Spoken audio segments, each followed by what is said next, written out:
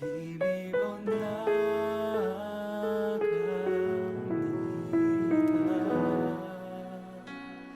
십자가의 보혈 완전하신 사랑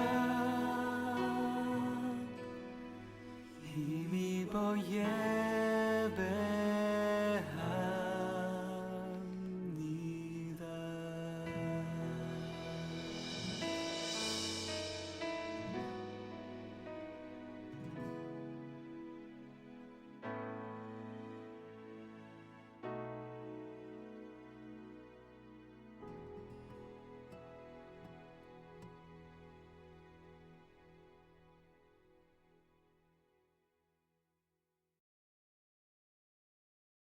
할렐루야.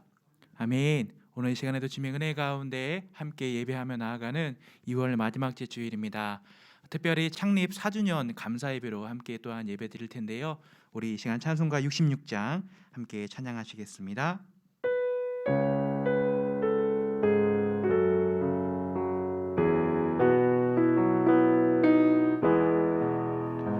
다 감사드리세 온 마음을 주께 바쳐 그 섭리 놀라워 온 세상 기뻐하네. 예부터 주신 복 한없는 그 사랑 선물로 주시네. 이제와 영원히 사랑의 하나님 언제나 함께 계셔 기쁨과 평화에 복 내려 주옵소서. 몸과 맘 병들 때 은혜로 지키사 이 세상 악에서 구하여 주소서. 감사와 찬송을 다 주께 드리어라. 저 높은 곳에서 다스리시는 주님 영원한 하나님 다 경배하여라. 전에도 이제도 장래도 영원히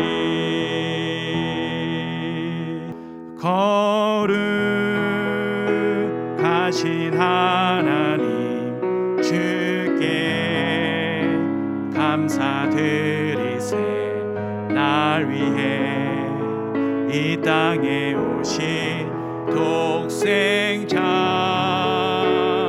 예수 나의 맘과 뜻 다해 주를 사랑합니다.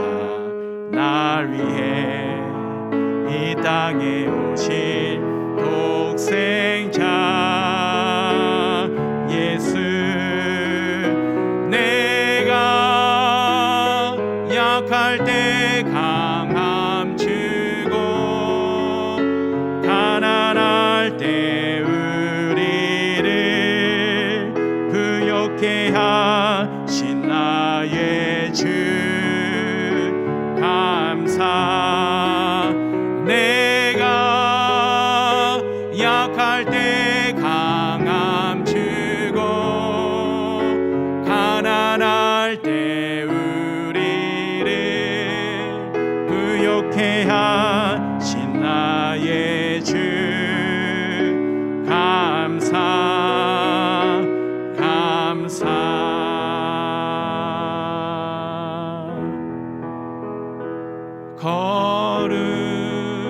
거룩하신 하나님 주께 감사드리세.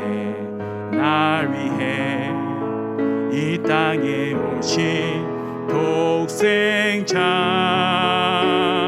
예수 나의 마음과 뜻 다해 주를 사랑합니다. 날 위해 이 땅에 오신 독생자 예수 내가 약할 때 강함 주고 가난할 때 우리를 부욕해 하신 나의 주 감사 내가 약할 때 강함 주고 가난할 때 우리를 부욕해 하신 나의 주 감사 감사 아멘. 이 시간 우리에겐 소원이 있네. 우리 함께 우리를 사용하소서 찬양하시겠습니다.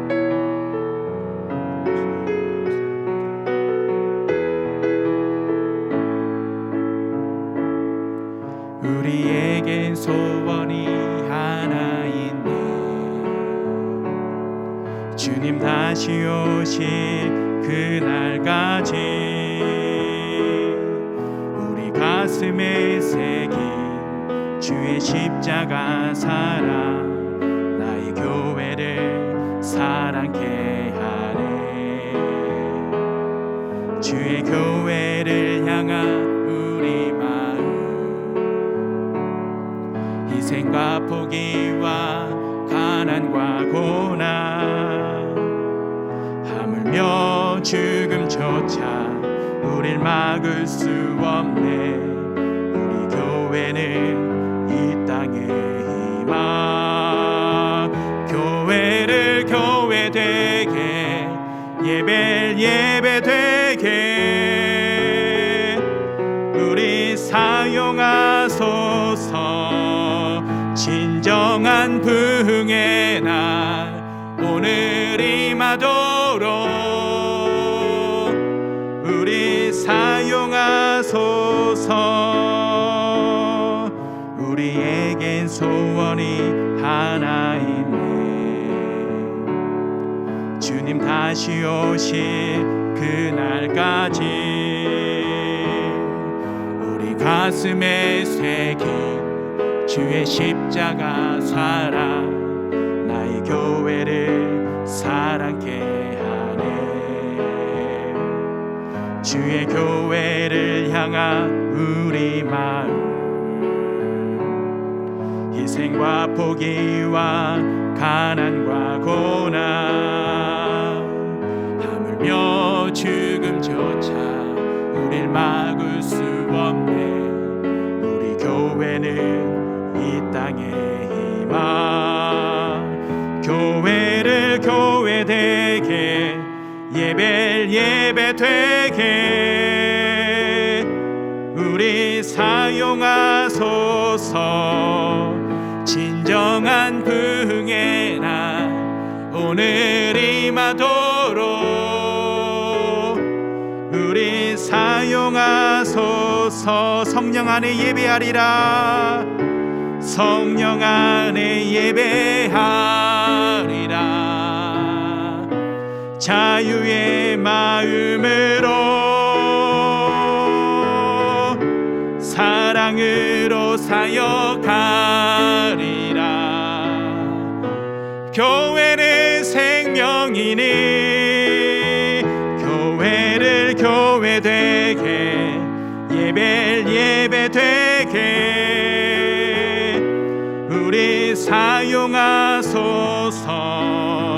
진정한 부흥의 날 오늘 임하도록 우리 사용하소서. 주께 가오니 새롭게 하시고 주의 은혜를 부어주소서.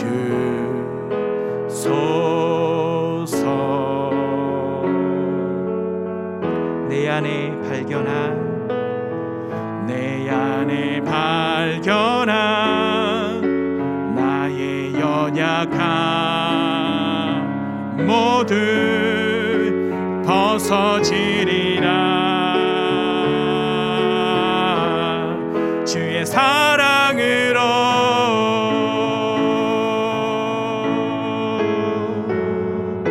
주 사랑 나를 붙드시고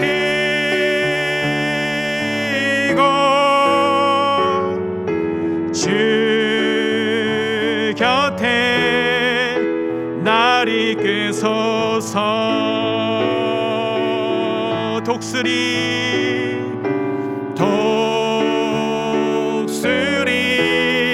날개쳐 올라가듯 나 주님과 함께 일어나 걸으리. 주의 사랑 안에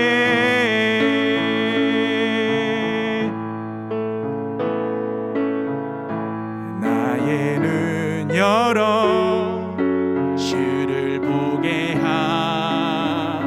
하시고 주의 사랑을 알게 하소서. 매일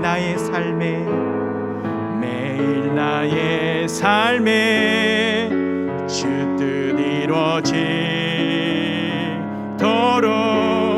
새롭게 하소서. 주의 사랑으로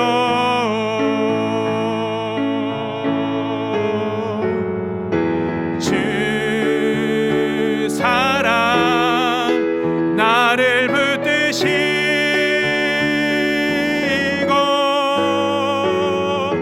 주 곁에 날 이끄소서. 독수리 날개쳐 올라가듯 독수리 날개쳐 올라가듯 나 주님과 함께 일어나 걸으리. 주의 사랑 안에. 아멘. 찬송가 29장 찬양하시겠습니다.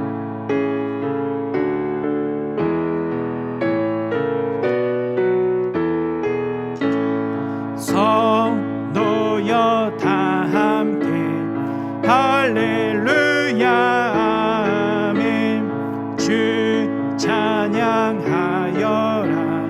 할렐루야 아멘. 주 보좌 앞에서 택하신 은혜를 다 찬송하여라 할렐루야 아멘. 만문을 열어라 할렐루야 아멘. 온 하늘 울려라 할렐루야 아멘.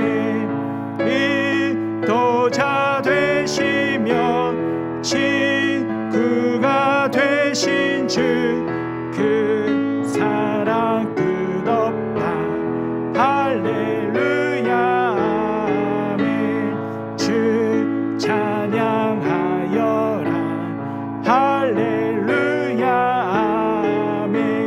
찬양은 끝없다 할렐루야 아멘. 거룩한 집에서 주 은총 기리며 늘 찬송 부르자 할렐루야 아멘. 성도여 다 함께 할렐루야 아멘. 주 찬양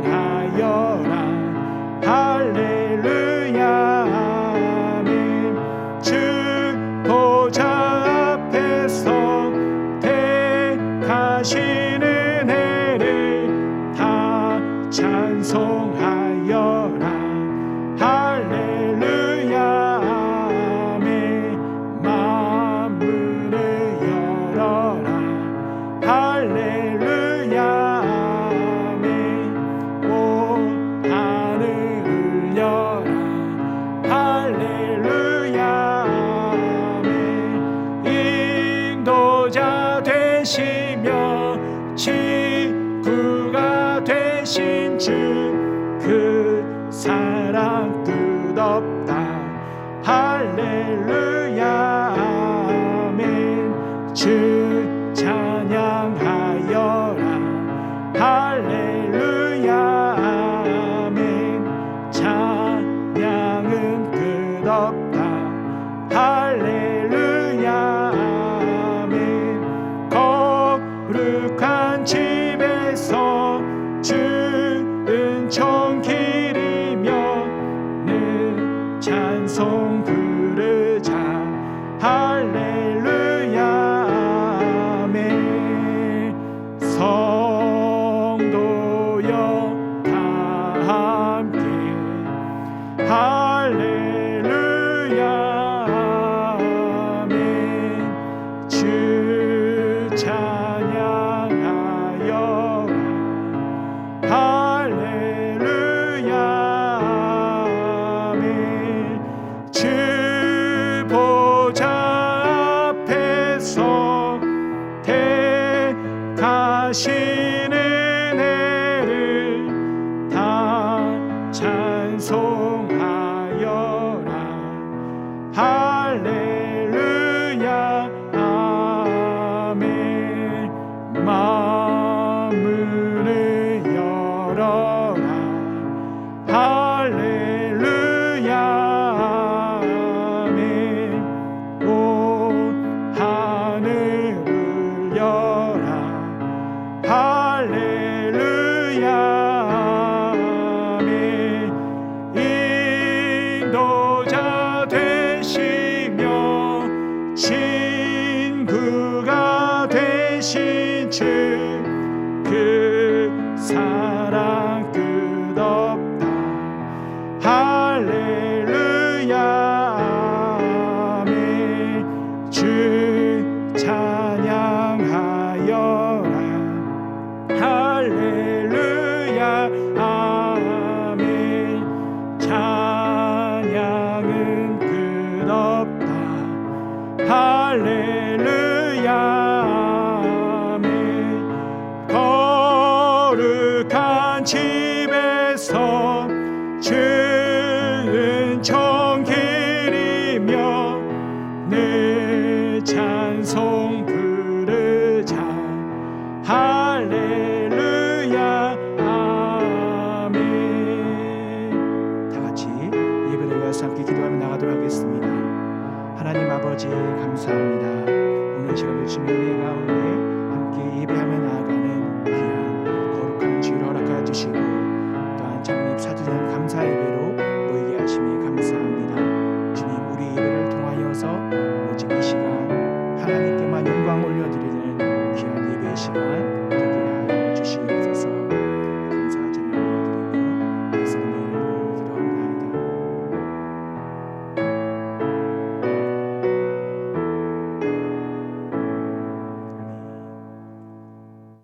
말씀이 육신이 되어 우리 가운데 거하심에 우리가 그의 영광을 보니 아버지의 독생자의 영광이요 은혜와 진리가 충만하더라. 아멘.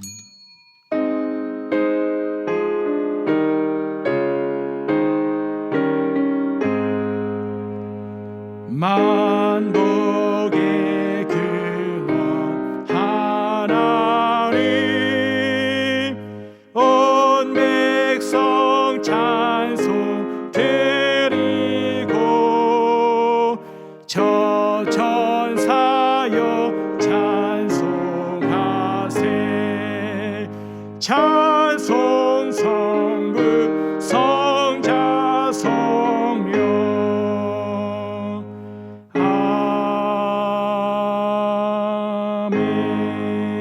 아멘.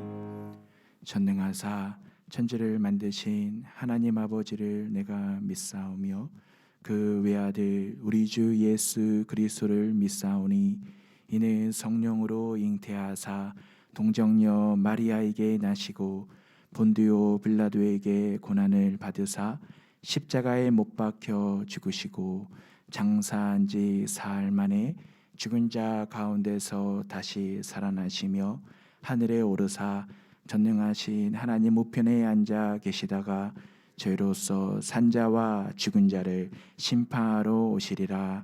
성령을 믿사오며 거룩한 공회와 성도가 서로 통하는 것과 죄를 사여 주시는 것과 몸이 다시 사는 것과 영원히 사는 것을 믿사옵나이다. 아멘. 이 시간 우리 함께 성시교독 하시겠습니다. 내가 여호와를 찬송하리니 그는 높고 영화로우심이로.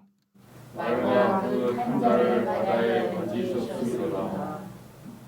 여호와는 나의 힘이요 노래시며 나의 구원이시로다. 그는 나의 하나님이시니 내가 그를 찬송할 것이요. 여호와여 주의 오른손이 권능으로 영광을 나타내시니이다. 여호와여 주의 오른손이 원수를 부수시니이다. 여호와께서 시온의 포로를 돌려보내실 때에 우리는 꿈꾸는 것 같았도다. 그때 우리 입에는 웃음이 가득하고 우리 혀에는 찬양을 쳤도다. 그때에 뭇 나라 가운데에서 말하기를 여호와께서 그들을 위하여 큰 일을 행하셨다 하였도다. 여호와께서 우리를 위하여 큰 일을 행하셨으니 우리는 기쁘도다. 흑암에 행하던 백성이 큰 빛을 보고 사망의 눈을 땅에 잡은 자에게 빛을 비치도다. 다 같이 주께서 이 나라를 창성하게 하시며 나의 기업 이스라엘이여 복이 있을지어다 하실 것임이라. 아멘. 다 같이 자리에 앉으셔서 찬송가 10장 찬양하시겠습니다.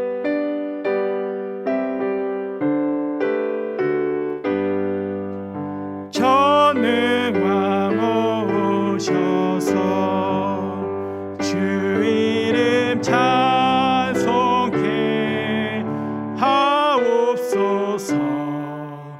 영광과 권능의 성부여 오셔서 우리를 다스려 주옵소서. 강생한 성자여 오셔서 기도를 들으소서. 택하신 백성들 복 내려 주시고 거룩한 마음을 주옵소서. 위로의 주 성령 오셔서 큰 증거 주옵소서. 전능한 주시여 각 사람 마음에서 떠나지 마시고 계십소서. 성삼위일체께 한없는 찬송을 드립니다. 존귀한 주님을 영광 증배였고 영원히 모시게 하옵소서.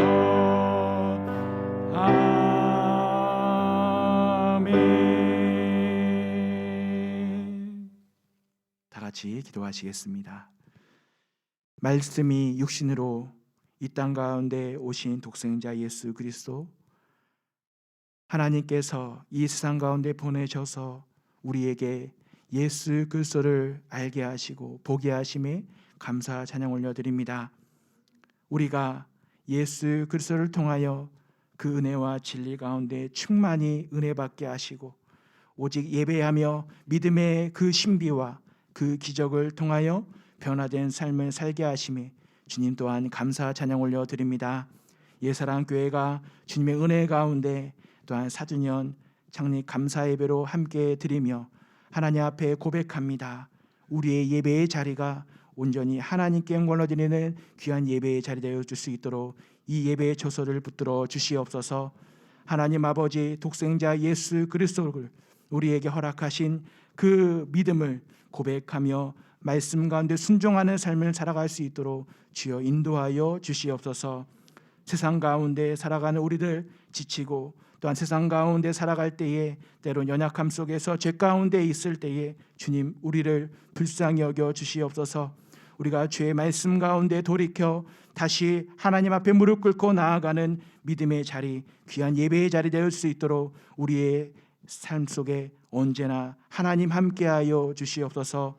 예수 그리스도의 영광을 바라보는 삶, 하나님의 말씀을 순종하는 삶을 우리가 함께 예배하며 고백하게 하시고 또한 그것을 나누는 귀한 거룩한 복된 삶이 되어질 수 있도록 또한 주님 인도하여 주시옵소서. 이 나라의 민족을 붙들어 주시옵소서. 주께서 일제의 압제 속에서 하나님 이 나라 이 민족이 다시 해방하게 하시고 또한 전쟁 가운데서도 일어나게 하셔서 복음 가운데 주님을 예배하며 나아가는 아름다운 은혜가 있게 하신 그 역사를 우리가 기억합니다.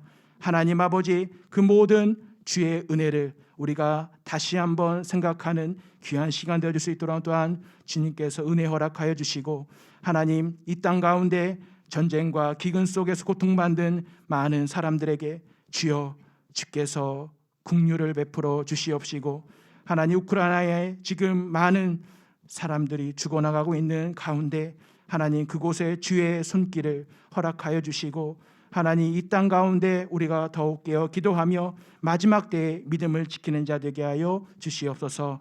오늘도 주의 말씀 가운데 나아갑니다. 말씀을 전하는 자나 듣는 자나 주의 성령 가운데 은혜 허락하여 주시옵소서. 예수님의 이름으로 기도하옵나이다. 아멘.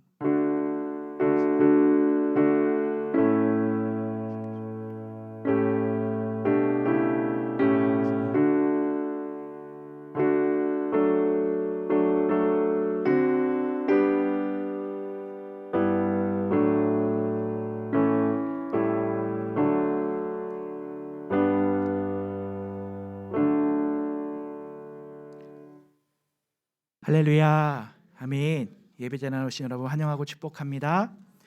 오늘 예배는 창립 4주년 감사 예배로 드리고 있습니다. 우리가 주님의 은혜 가운데 걸어온 이 역사들을 또 기록하고 또 함께 생각하면서 참 하나님께 감사하다는 그러한 고백을 하게 됩니다. 또 우리가 어려운 가운데에서도 이렇게 코로나19 속에서 예배하고 있는데요.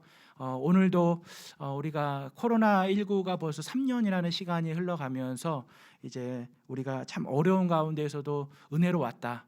그렇게 고백할 수 있는 시간인 것 같습니다. 다음 주 3월 2일 수요일부터는 사순절 기간이 시작됩니다. 함께 또 사순절 말씀 통독이 있게 되는데 함께 통독하면서 우리가 은혜 가운데 이 사순절 기간을 보내기를 소망합니다. 코로나19 에티켓을 또 잘 지켜주시고 계신데요. 곧 있으면 이제 뭐 정점을 찌른다 뭐 이런 얘기도 있는데요. 우리가 이 오미크론 또 바이러스를 잘 조심하면서 건강도 지키고 우리가 예배의 자리도 잘 지켰으면 좋겠습니다. 항상 함께 기도해 주시면 고맙겠습니다. 복음이 전파되는 곳에 항상 깨어 기도하는 예사랑 교회가 되길 원합니다. 전도함으로 세상의 빛과 소금이 되시기 바랍니다. 아멘. 우리 성도들과 함께 인사하겠습니다. 우리 샬롬. 예, 샬롬. 샬롬. 아멘. 자, 오늘 함께 우리는 말씀 나눌 텐데요. 오늘 함께 나눌 말씀은 누가복음 9장 28절에서 36절 말씀입니다.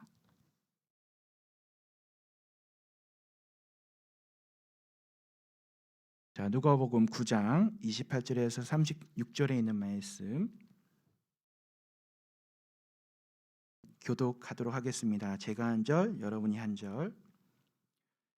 이 말씀을 하신 후 8일쯤 되어 예수께서 베드로와 요한과 야고보를 데리고 기도하시러 산에 올라가사 그와 밀대 용모가 변화되고 옷이 휘어져 내가 문득 두 사람이 예수와 함께 말하니 이는 모세와 엘리야라.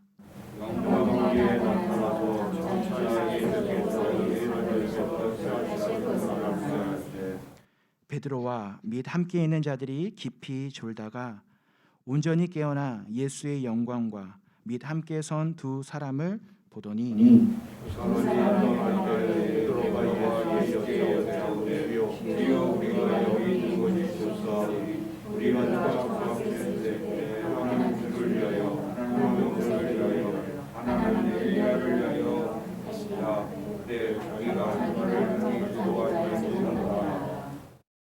이 말 할 즈음에 구름이 와서 그들을 덮는지라 구름 속으로 들어갈 때에 그들이 무서워하더니 구름 속에서 소리가 나서 이르되 이는 나의 아들 곧 사랑을 받는 자니 너희는 그의 말을 들으라 하고 소리가 그침에 오직 예수만 보이더라.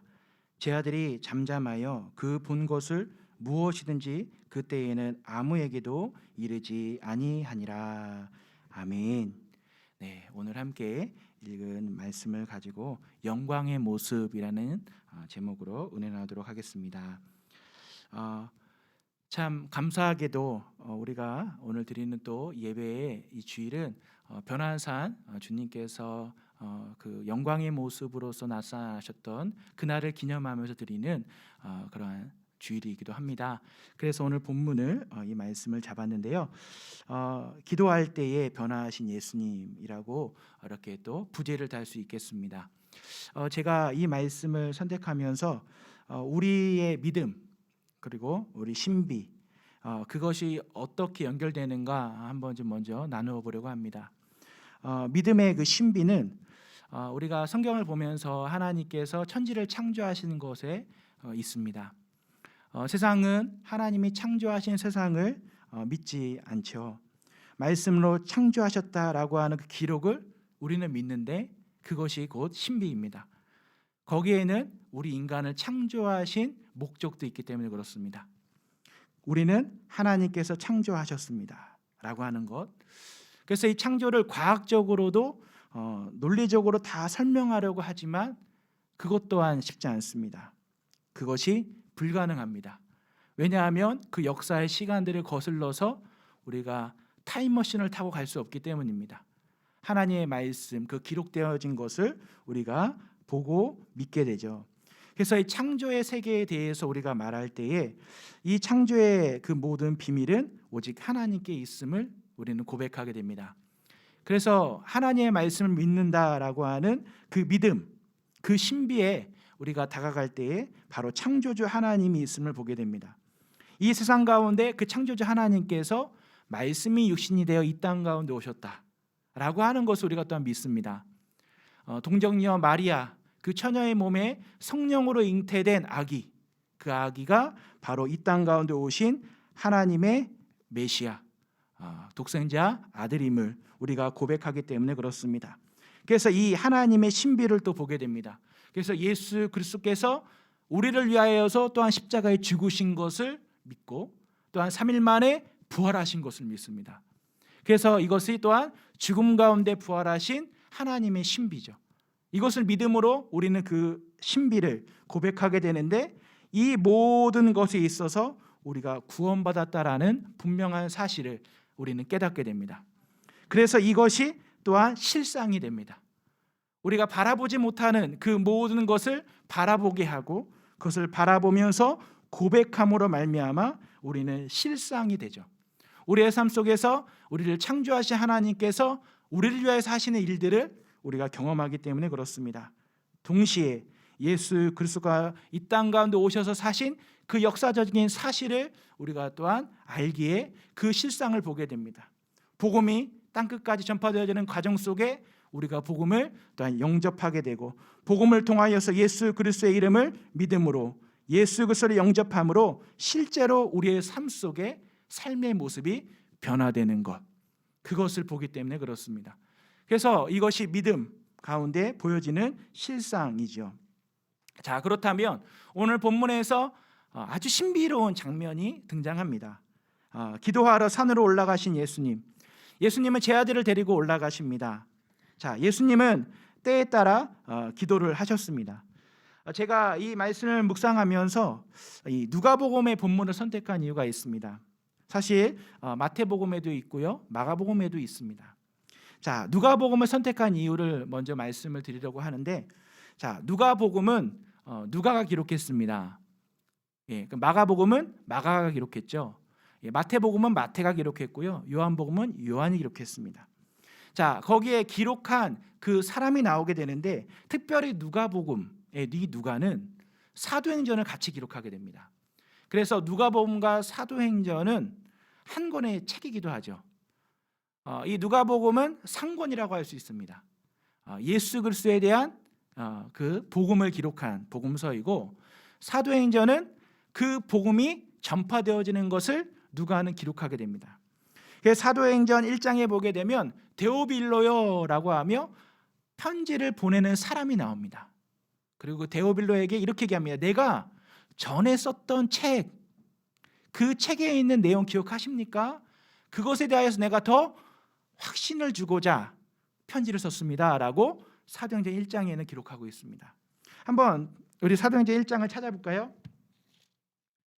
자, 사도행전 1장에 보게 되면 그렇게 기록되어져 있죠. 1절입니다. 데오빌로여, 내가 먼저 쓴 글에는 무릇 예수께서 뭐하시고 행하시며 가르치시기를 시작하신부터 그가 택하신 사도들에게 성령으로 명령하시고 승천하신 날까지의 일을 기록하였노라. 예, 그래서 이것이 누가복음이죠. 자, 그래서 누가복음 그리고 사도행전 이렇게 두 권의 책이 상권 학원처럼 되어 있습니다. 그런데 누가복음에서는 이러한 인물적인 것도 있지만 중요한 건 장소에 있습니다. 자, 누가복음에서 예수님께서 처음 말씀을 전하신 장소가 어디였을까요? 기억하십니까? 나사렛 회당. 갈릴리에서 예수님께서는 이사야의 글을 읽으십니다. 이사야의 글을 통하여서 너희 귀에 이것이 응하였다 라고 말씀하시죠. 이때 갈릴리부터 시작하여 유대, 사마리아, 예루살렘의 사역이 누가복음의 기록입니다. 그리고 사도행전은 예루살렘, 유대와 사마리아, 땅끝 이렇게 기록되어져 있습니다. 그래서 누가복음은 누가가 기록하면서 그러한 지리적인 특정을 함께 생각하면서 기록하고, 또 사도행전에서 동일하게 그 기록되어져 있는 그 지역에 대한 특징들을 보여줍니다.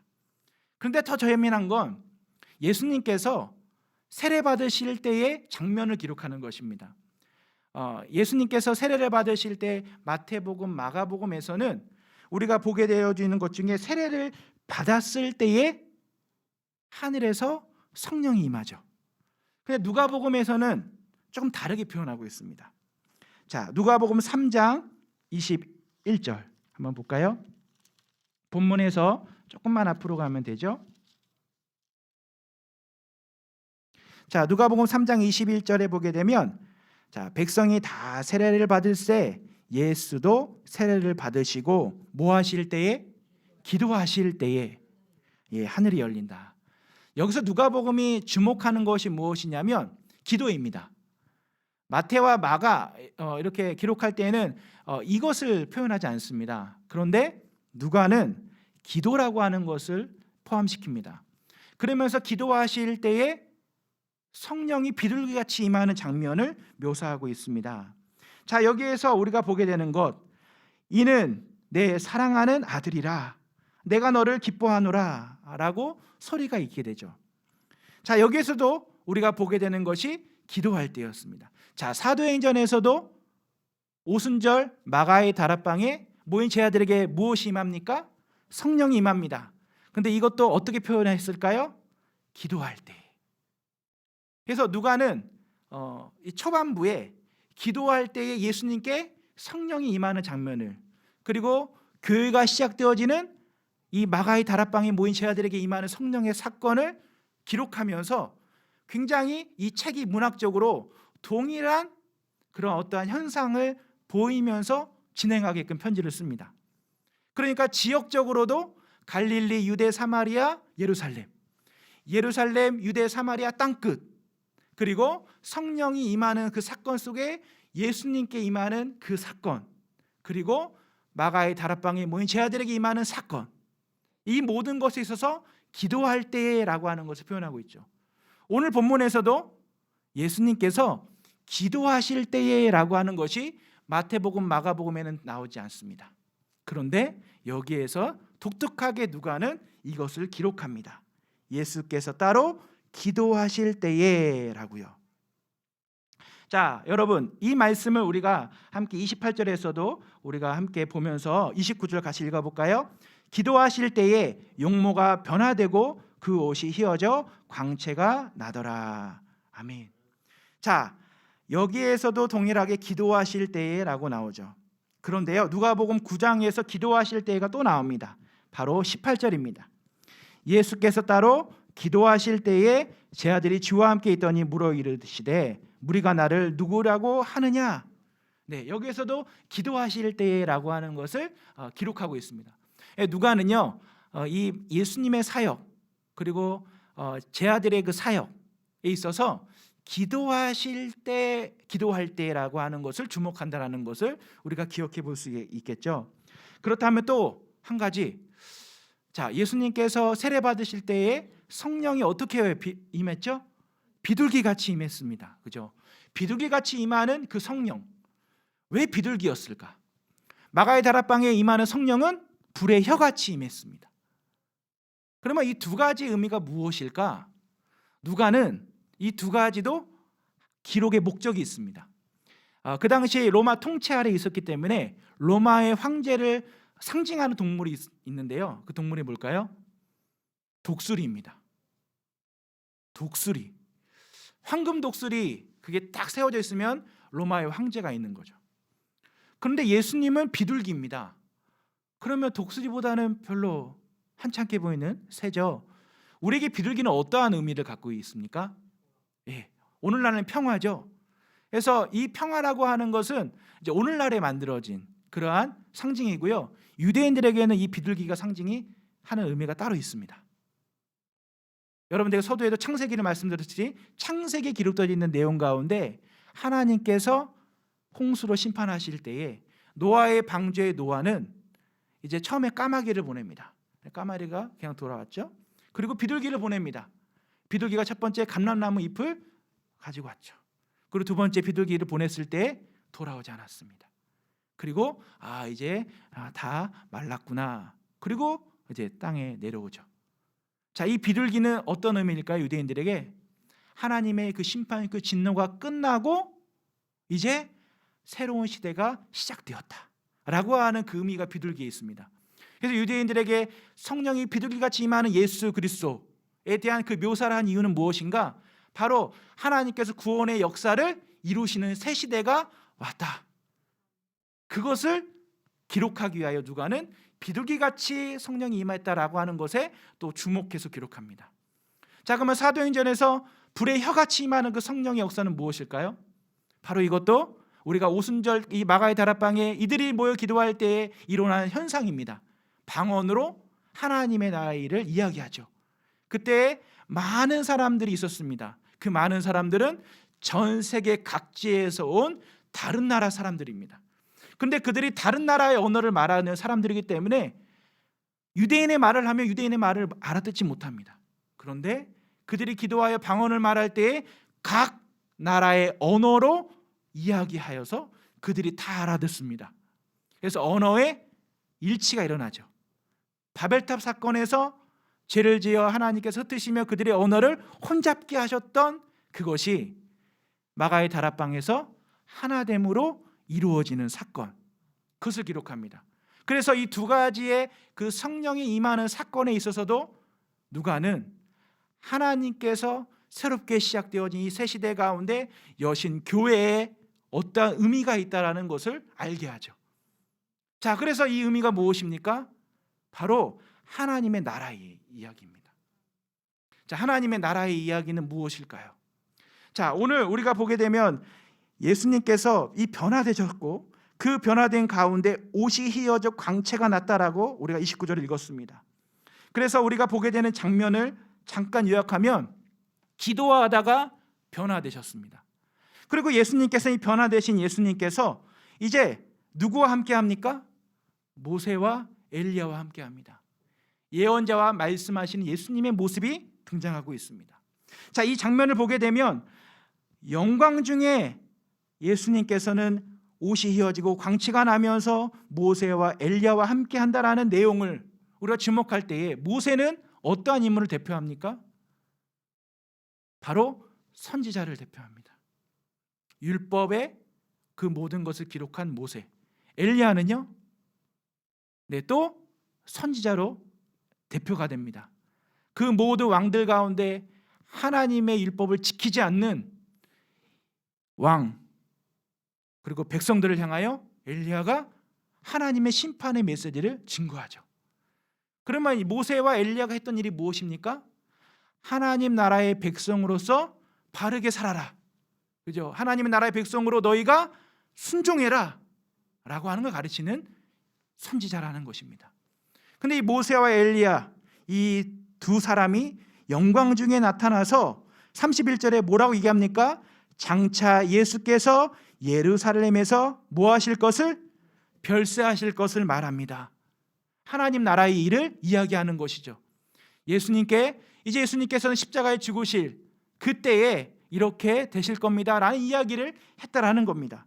누가는 이것을 왜 기록할까요? 왜 이것을 주목했을까요? 바로 하나님의 나라입니다. 그럼 나라가 무엇이죠? 우리가 지금 우크라이나, 러시아와의 전쟁을 뉴스로 접하게 되는데, 러시아하고 우크라이나는 원래 같은 소련 지역이었습니다.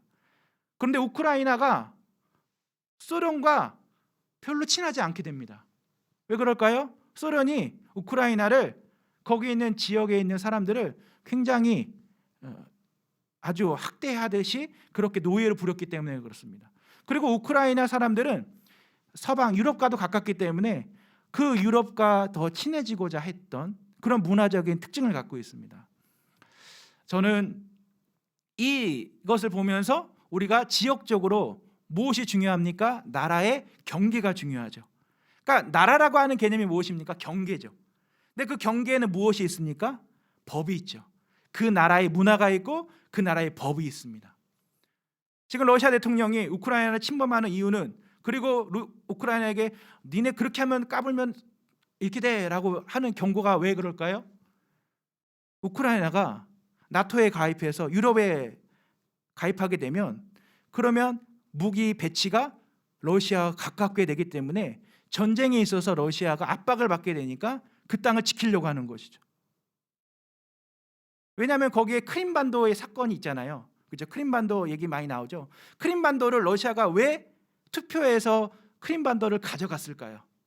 원래 소련이 우크라이나에게 그래도 잘 순종하고 하니까 크림반도 줄게라고 줬는데, 이 크림반도를 나중에 러시아가 투표해서 가져갑니다. 그런데 지금도 이거는 러시아에게만 유효한 것이지 국제적으로는 인정하지 않는 사건입니다. 여러분, 그럼 이러한 일을 왜 할까요? 러시아가 러시아의 경계를 확고히 하기 위해서죠. 나라라고 하는 것이 그런 개념이 있습니다. 우리가 일제 압제 속에서 나라를 잃었습니다. 그런데 우리가 일제의 법을 따르려고 했습니까? 안 했습니다. 왜 그럴까요? 그것까지 우리가 잃어버리면 나라가 없어진다. 나라를 지키기 위해서 어떻게 했습니까? 우리의 법을 지키고 우리의 국가를 세우기 위해 다시 투항했죠. 그래서 일제감정기에 우리는 끝까지 목숨을 아끼지 않고 이겨서 전쟁에서, 그리고 이 일제 압제에서 우리가 이 나라를 지키려고 했던 것이죠. 이것이 나라라고 하는 개념입니다. 그래서 하나님의 나라라고 하는 개념이 무엇일까요? 이 나라라고 하는 개념이 바로 무엇에 있는지 모세와 엘리야가 알려줍니다. 바로 하나님의 법을 따르는 것, 그 법을 지키는 것이 하나님의 백성이라는 것을 알려주는 것이죠. 여러분, 하나님의 나라가 우리에게 임했습니다. 그것을 어떻게 합니까? 내가 하나님의 말씀에 순종하는 것이 있습니다. 내가 하나님의 백성임을 그렇게 삶 가운데 이루어가는 겁니다. 세상의 법, 그것을 분별할 줄 알고 하나님께서 주시는 그 뜻을 따라 내가 세상 가운데 하나님의 백성으로 살아가는 것, 그것이 바로 하나님 나라가 우리에게 이미 임한 것입니다. 예수 그리스도 이 땅 가운데 오셔서 그것을 보여주십니다. 하나님의 나라가 무엇인지. 그래서 예수님께서는 하나님의 뜻을 따라 무엇을 다 행하시죠. 세례 요한에게 세례를 왜 받으셨습니까? 예수님이 요한에게 세례를 받을 만한 분입니까? 아니요. 세례요한도 고백합니다. 나는 주의 신발끈도 매기에도 부족하다고. 어찌하여 나에게와 세례를 받으십니까? 이것을 하는 것이 마땅하니라. 예수님께서 뭐라고 말씀하십니까? 하나님의 뜻이다라는 것이죠. 세례요한이 거기에 순종해서 예수님께 세례를 베풀 때에 성령이 비둘기같이 임하는 사건이 있었습니다. 자, 이것이 하나님의 뜻이죠. 오늘 예수 그리스도께서 이 변화산 이곳에서 광채가 나고 휘어지며 이 엘리야와 모세와 대화하는 장면, 이것이 무엇입니까? 하나님의 그 시간 테이블에 하나님께서 예수 그리스도께서 이제 십자가에 죽으실 것에 대한 그 뜻을 알게 하시고자 하신 사건이라는 것입니다. 누가는 그것을 기록합니다. 하나님의 나라. 그렇다면 예수님께서 승천하셨잖아요. 하나님의 나라는 어디 있습니까? 예수님께서 곧 하나님의 나라인데 하나님 나라가 어디에 주어질까요? 사도행전에 교회에 주어졌다라고 이야기하는 것이죠. 성령의 마가의 다락방에 임하는 사건, 하나님의 나라를 이야기합니다. 자, 베드로서 1장 17절 18절에 베드로는 이렇게 얘기합니다. 지극히 큰 영광 중에서 이러한 소리가 그에게 나기를 이는 내 사랑하는 아들이요 내 기뻐하는 자라 하실 때에 그가 하나님 아버지께 존귀와 영광을 받으셨느니라.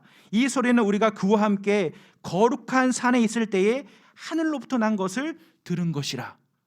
자, 오늘 본문에 보게 되면 베드로 32절에 및 함께 있는 자들이 깊이 졸다가 온전히 깨어나 예수의 영광과 및 함께 선 두 사람을 보더니 두 사람이 떠날 때에 베드로가 예수께 여짜오되 주여 우리가 여기 있는 것이 좋사오니 우리가 초막셋을 짓되 하나는 주를 위하여 하나는 모세를 위하여 하나는 엘리야를 위하여 하이다 하되 자기가 하는 말을 자기도 알지 못하더라. 예, 여기서 누가 기록하는 게 무엇입니까? 이 베드로도 알지 못하는 말을 하는 거예요. 그 영광 가운데 너무 이 화려함과 그리고 이 사건에 대한 소중함을 알기에 뭐라고 하는지 모르고 얘기하는 거예요. 너무 좋아요. 여기 있죠 라고 베드로가 얘기하는 거예요. 근데 이 말 할 즈음에 34절에 보니까 구름이 와서 그들을 덮었습니다. 이것을 왜 덮었을까요? 하나님 개입하시는 거예요. 하나님께서 개입하셔서 뭐라고 말씀하십니까?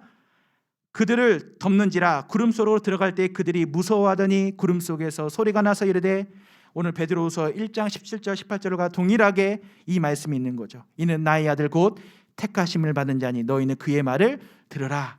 그런데 베드로후서에 기록되는 건 무엇입니까?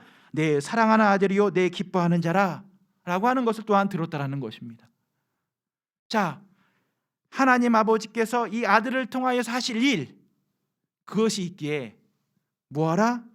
너희는 그의 말을 들으라 라고 35절에 그렇게 말씀하셨다고 기록되어 있죠. 자, 여러분 이 35절에 있는 말씀을 들으며 어떠십니까? 자, 초막을 제안받으신 예수님을 봅니다. 그죠? 예수님은 거기에 있으셔도 되잖아요. 예수님은 항상 어떠한 일을 행하면 사람들이 따랐어요. 그리고 사람들이 예수님을 세우고자 했습니다. 왕으로서, 그죠? 또 이 로마의 압자에서 해방할 히어로. 그런데 예수님께서는 그 모든 것을 하나님의 뜻이 아니기에 아니다라고 말씀하시고 조용히 자리를 옮기십니다. 하나님의 나라, 그것을 우선순위 하셨다는 것이죠. 사랑하는 성도 여러분, 우리가 이러한 삶을 살아가야 합니다. 우리에게 주시는 이 사역, 교회의 시작을 통하여서 하나님께서 하신 사건, 그 사건을 통하여서 우리는 보게 됩니다. 누가복음에서 특별하게 또 기록하는 것이 있습니다. 바로 예수님의 심판입니다. 예수님이 심판받으실 때에 사내들인 공회의 심판을 받습니다. 처음에. 그리고 두 번째 빌라도, 세 번째 헤롯, 네 번째 빌라도. 그런데 여기서 유죄는 누구한테만 받았습니까? 사내들인 공회의 유대인들의 그 회당의 그 지도자들에게 유죄를 받았습니다. 근데 로마의 압제 속에 있는 그 가운데 빌라도, 헤롯, 빌라도 이 세 번의 심판에서는 무죄였습니다. 그렇다면 예수님은 유죄입니까? 무죄입니까? 무죄죠. 근데 예수님 십자가에 달려 죽으셨습니다. 이것이 하나님 나라의 일이기에 뜻이기에 이루어진 것입니다. 사도 바울이 사도행전에서 4번의 심판을 받습니다. 첫 번째 산헤드린 공회입니다. 똑같습니다. 두 번째 벨릭스, 세 번째 베스도, 네 번째 아그리파. 이렇게 4번의 또 재판을 받습니다. 근데 여기서도 동일하게 산헤드린 공회에서는 유죄. 나머지 벨릭스, 베스도, 아그리파 왕에게는 무죄를 선고받습니다. 그럼 로마 시민인 사도 바울은 무죄입니까? 유죄입니까? 무죄. 그런데 사도 바울은 감옥에 갇히고 옥중 서신을 쓰면서 그의 생을 마감합니다. 이것이 무엇입니까? 유대인들이 행한 죄악입니다. 유대인들이 아직도 그들의 얼굴에 수건이 가려져 있는 상태라는 것이죠. 우리가 금요일날 나누었듯이 그 상태로 유대인들은 지금도 메시아 예수 그리스도를 믿지 않습니다. 그런데 그 가운데 하나님께서 하시는 일들을 우리는 보죠. 땅끝까지 복음이 증거되는 것입니다. 누가는 그것을 기록합니다. 하나님께서 그렇게 하신 사건 속에 사도 바울이 있다. 더 내용을 길게 얘기하자면 어렵겠지만 오늘은 여기에서 이제 본문으로서 또 마지막을 맺고자 합니다. 네 번째, 아버지가 선택하신 예수 그리스도라는 것이죠. 하나님 아버지께서 행하신 일, 그 일 속에 예수의 죽으심이 있고 부활이 있다라는 것입니다. 사랑하는 성도 여러분, 우리가 이 세상을 살아가면서 세상에서 주어지는 많은 것들이 있지만 우리 중에 하나님의 역사, 하나님께서 이루실 그 일들을 기대하는 삶을 살아가야 합니다. 그것이 하나님의 나라 백성으로서의 삶의 모습입니다. 사랑하는 성도 여러분, 우리가 하나님의 통치, 하나님께서 허락하신 일을 우리가 고백했으면 좋겠습니다.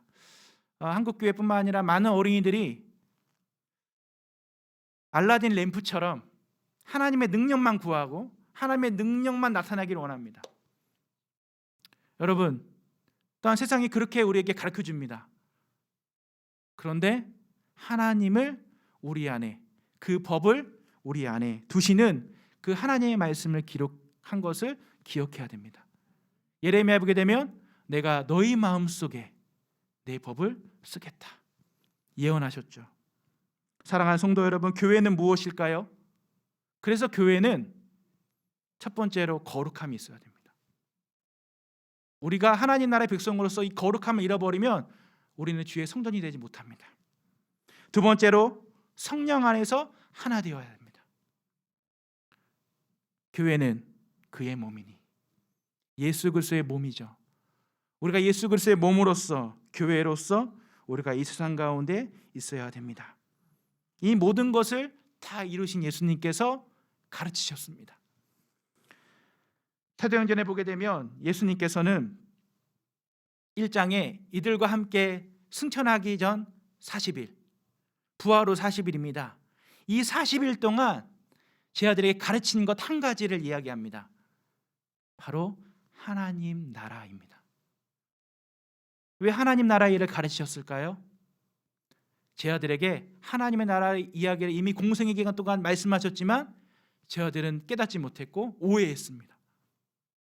그래서 하나님 나라의 일을 다시 부활하셔서 40일 동안 그들과 함께 하시며 이것을 가르치셨다라고 사도행전 1장을 기록합니다.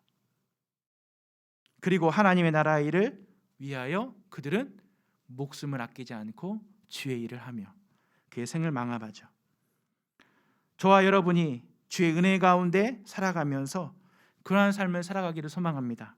믿음으로 구원을 이루어가는 삶, 이것이 바로 영광의 모습 가운데 예수께서 보여주신 삶의 모습입니다. 함께 같이 읽겠습니다. 기도할 때 변화하신 예수님은 선택된 하나님의 아들로 제자들의 귀에 들렸다.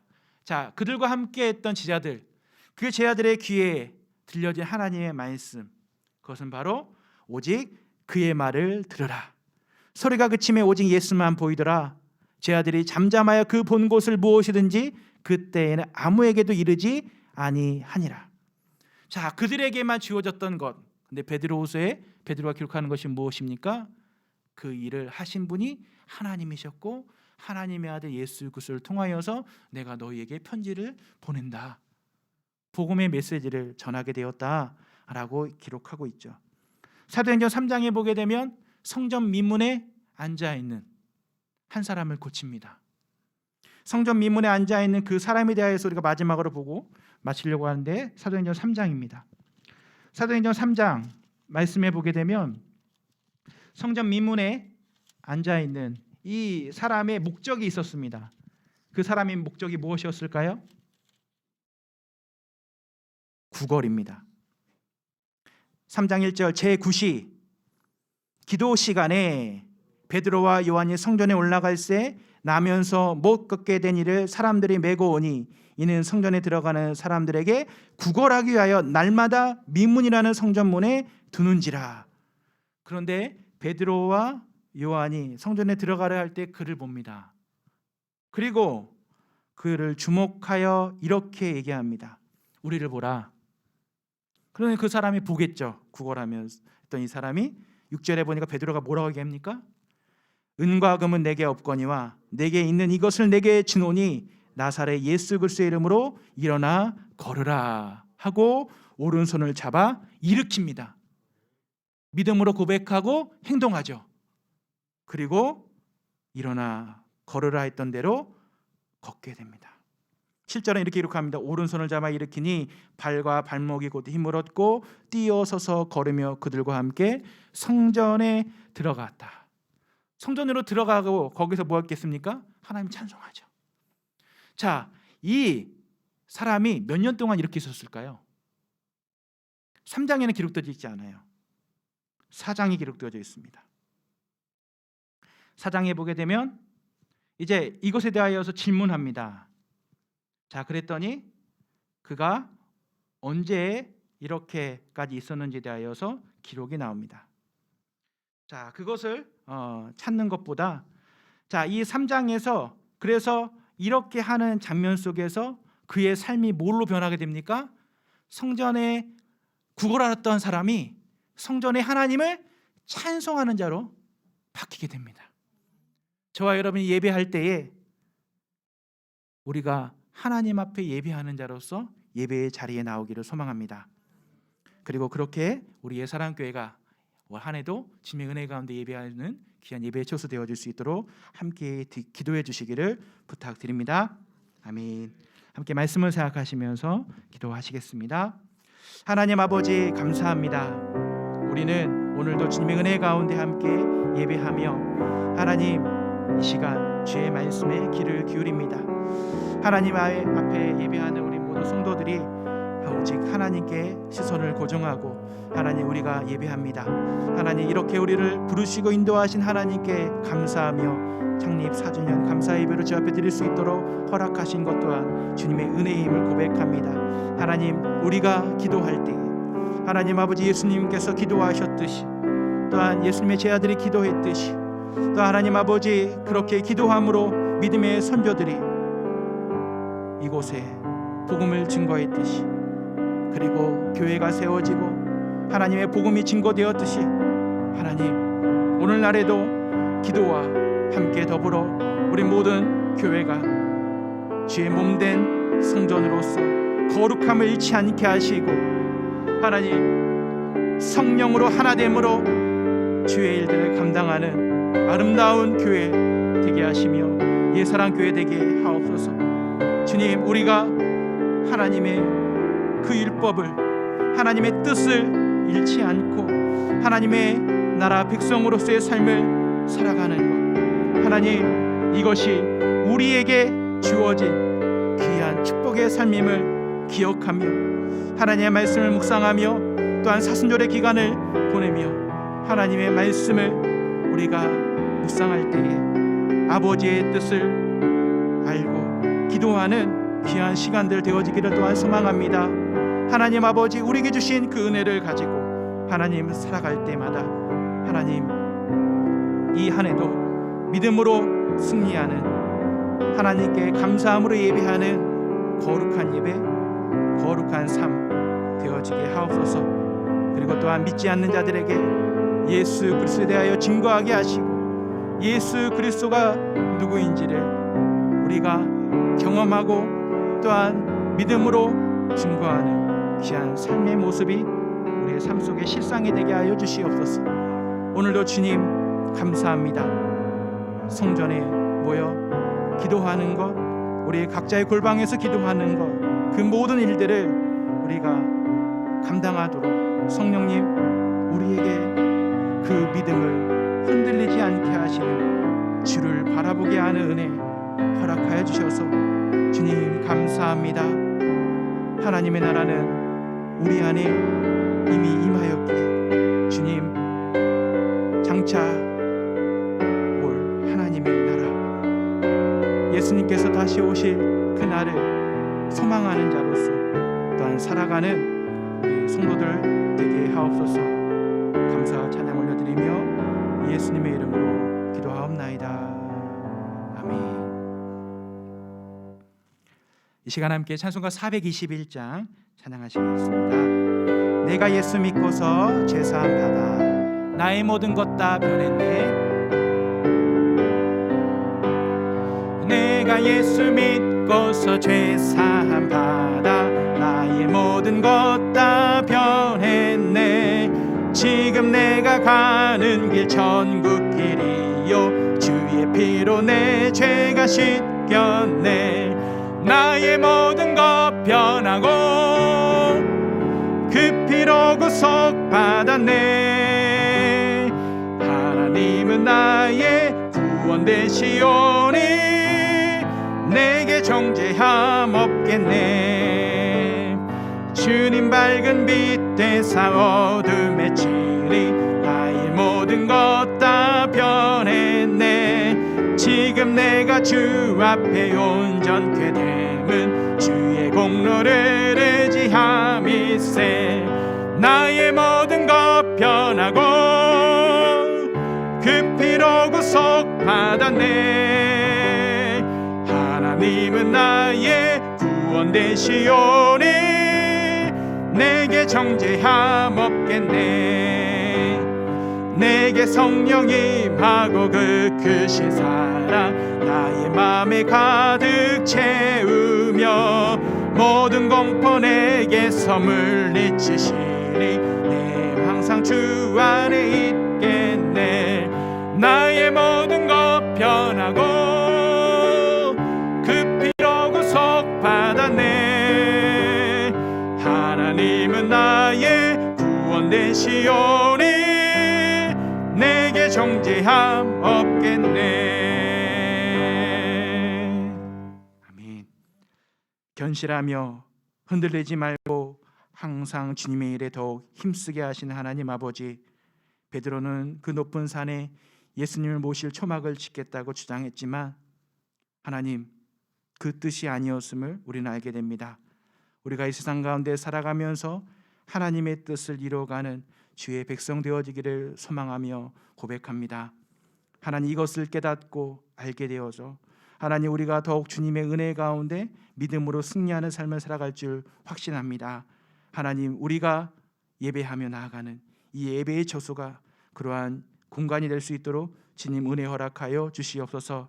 성도들이 함께 예물을 드리며 봉헌한 그 모든 손길을 위하여서 주님 축복하여 주시옵소서. 우리에게 주신 그 모든 것이 하나님께서 주신 것, 하나님께서 주인 되심을 고백하며 10의 1조를 드립니다. 하나님 아버지 믿음으로 고백되어지는 그 손길을 주님께서 축복하여 주시옵시고 감사로 고백하며 드리는 그 모든 예물 가운데 하나님 영광받아 주시옵소서. 늘 감사가 넘치게 하시고 감사의 찬송으로서 우리 입술로 고백되어지는 하나님의 나라가 아름답게 되게 하옵소서. 그래서 우리에게 임하는 그 하나님의 나라를 기뻐하고 감사하는 성도의 삶이 되게 또한 하옵소서. 하나님 전도 후원금을 주 앞에 드립니다.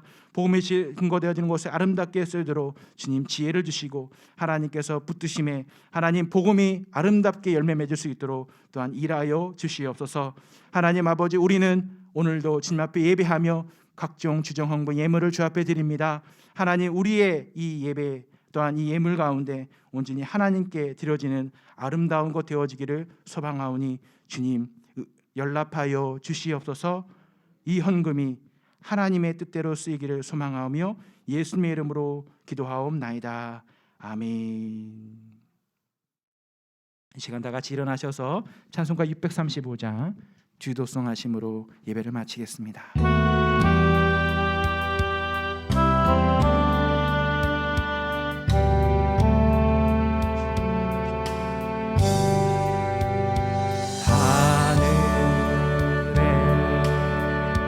계신 아버지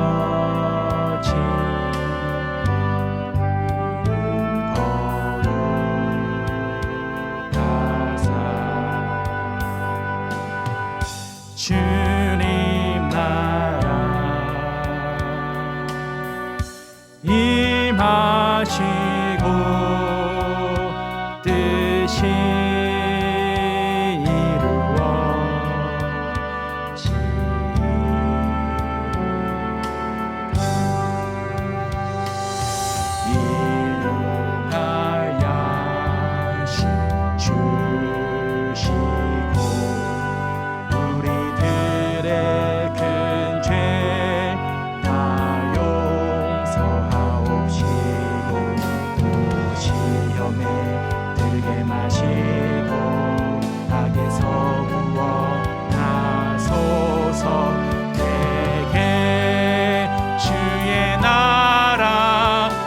권세 주의 영광 영원히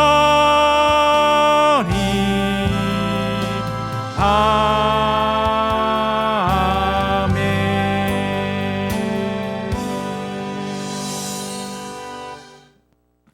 지금은 구원의 기쁨을 가져다 주신 예수 그리스도의 은혜와 구하는 것을 주시겠다고 약속하시고 날마다 은혜 안에 품어주시는 하나님 아버지의 그 크신 사랑하심과 예배를 통하여 기쁨과 감격을 주시는 성령님의 감화감동 역사하심이 창립 4주년을 맞이하여 주님 앞에 예배하는 우리 모든 성도들의 삶 위에 영원토록 함께하옵시기를 간절히 축원하옵나이다.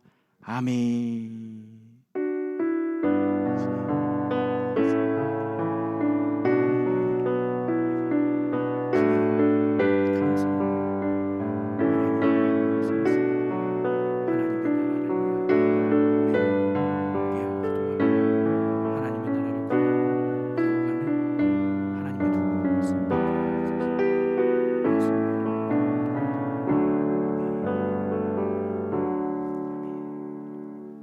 할렐루야. 하나님께 드리겠습니다.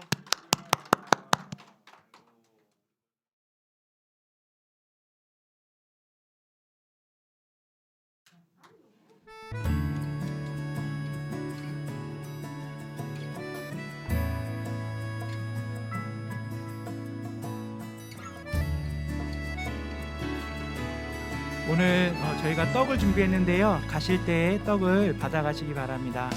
네, 2개씩 나눠드리겠습니다.